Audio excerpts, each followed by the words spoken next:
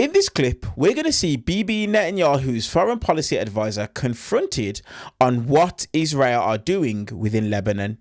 We're going to see him directly contradict Trump's scale back claims.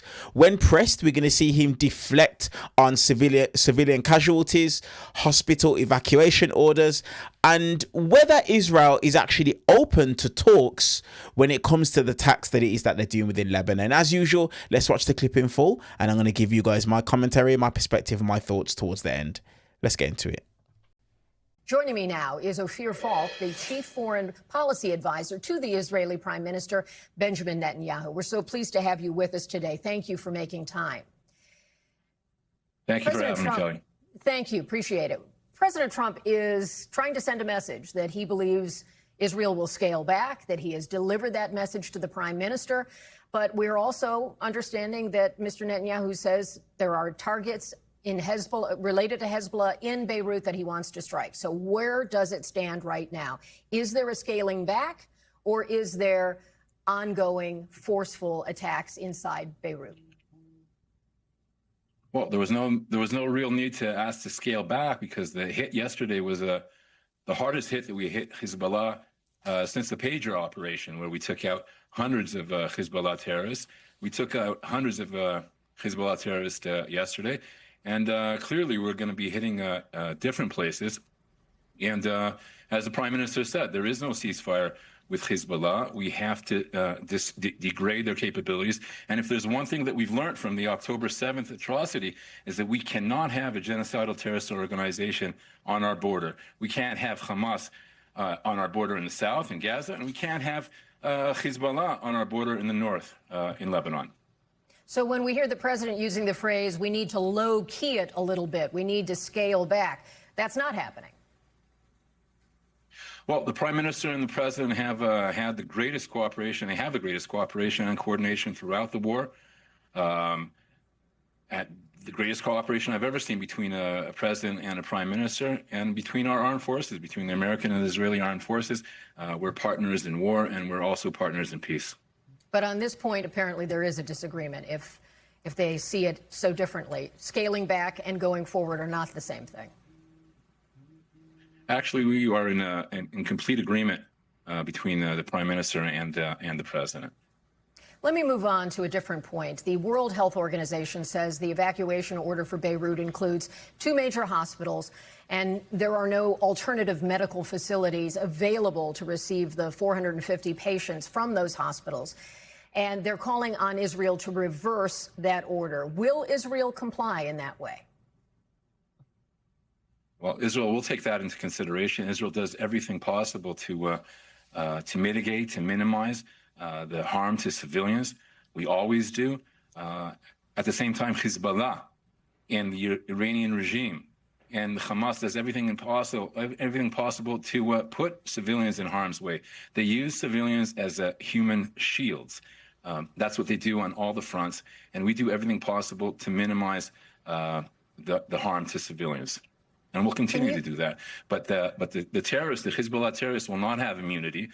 They can hide or they can run, but they can't hide. And we'll get them. We've taken out over 1,000 Hezbollah terrorists since they launched the war against us, and we'll continue to do what is needed to secure the Israeli citizens. Is there a sense that having conversations, trying to get to some sort of agreement with Lebanon and to deal with Hezbollah at the negotiating table, do you believe that's actually going to happen? How realistic is that? Well, our goal in the negotiations with Lebanon is to dismantle Hezbollah and to reach a peace agreement with Lebanon. That is the exact same, that's a mutual interest for the Lebanese people and the Lebanese government, is to forge peace with Israel and to dismantle Hezbollah, which has taken the Lebanese people hostage for years. In this operation, we've been able to degrade Hezbollah's capabilities significantly, and we're going to continue to degrade their capabilities. And that is what has enabled the negotiations between the Lebanese government and Israel to continue degrading and to dismantle Hezbollah and to forge a historic peace, possibly an historic peace between Lebanon and Israel, peace through strength. We understand the Lebanese government has expressed a powerlessness to control Hezbollah. Do you accept that? And do you think that is an impediment to trying to get anything done through negotiations? Sorry, can you repeat that question, Kelly? I had a problem. Sure, no problem. The Lebanese government has talked about its inability to stop Hezbollah, to control Hezbollah. Do you think that's a serious impediment to having any kinds of negotiations? Well, clearly, we had a ceasefire agreement in November 24. That was a clear agreement that the Lebanese government needed to dismantle Hezbollah and demilitarize southern Lebanon. That did not happen. That did not happen. Either it's because of a lack of will or a lack of capability, but it did not happen. And that's what forced our hand now to go back into Lebanon again after we were attacked. And that's what we're doing right now.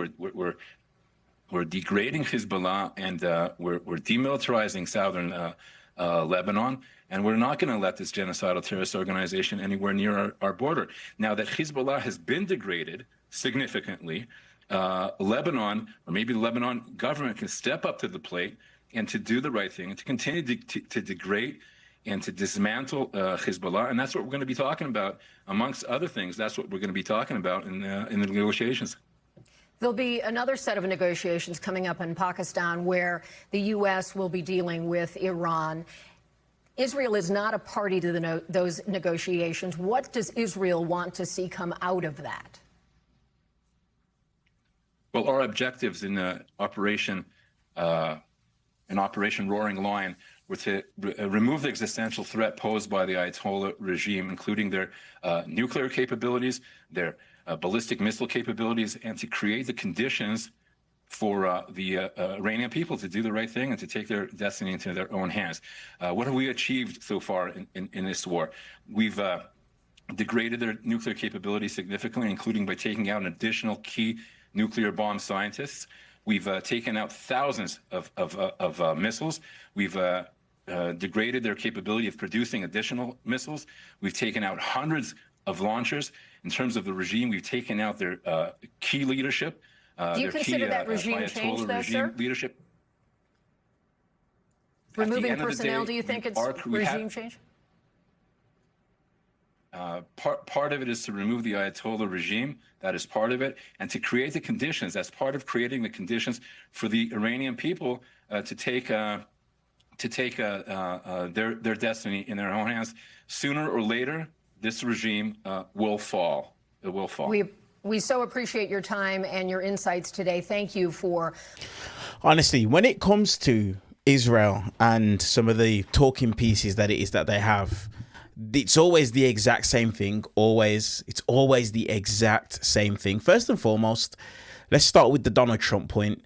It's just so funny to me that Donald Trump doesn't understand that Bibi is playing him like an absolute fool.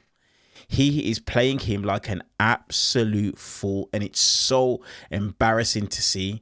Donald Trump has been played like an idiot because, as so many people know, Bibi Netanyahu has been trying to get someone to do what it is that Trump done with Iran for years, and no one fell for it.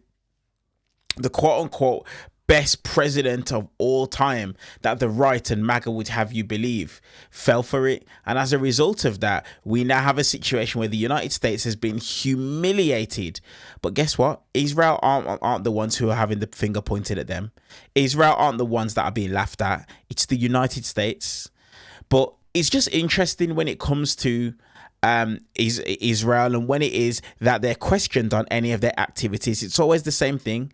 It's always, oh, we're targeting this, that, the other because Hamas are building tunnels underneath hospitals and underneath schools. Then when people are actually shown and taken to it, all the things that are being claimed cannot be verified. Why is that always the case? You tell me, let me know in the comment section below. But these guys always have a reason or a quote unquote justification for what it is that they do. Always. But the reality is this: what everybody is seeing, what's coming out, the images and the videos that we are seeing, we can see that this is the exact same playbook as what they've done in Gaza. The exact same playbook.